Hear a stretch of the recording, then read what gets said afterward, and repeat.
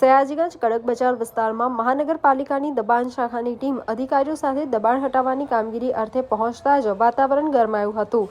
Team જેવા જ બજારમાં અંદર પહોંચી કે તુરંત સ્થાનિક દુકાનદારો અને વેપારીઓએ એકત્રિત થઈને કામગીરીનો સખત વિરોધ નોંધાવ્યો હતો। જ્યારે કોઈ શાકભાજી વેપારીએ ગાડીની ચાવી લઈને જતો રહ્યો હતો અને ડ્રાઈવરની ફેટ પકડી હતી તેવું અધિકારી દ્વારા જણાવવામાં આવ્યું હતું। ત્યારબાદ સયાજીગંજ ઘટના સ્થળ પર પહોંચી હતી, કાર્યવાહી હાથ ધરી હતી અને બીજી ચાવી લગાવીને ગાડીને ત્યાંથી રવાના કરી હતી।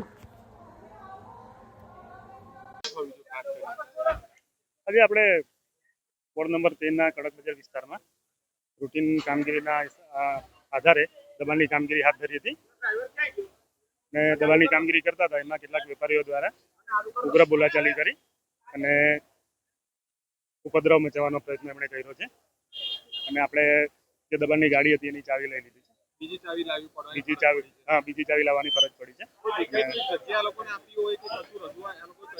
ના, એવી કોઈ રજૂઆત કરી નથી એ લોકોએ।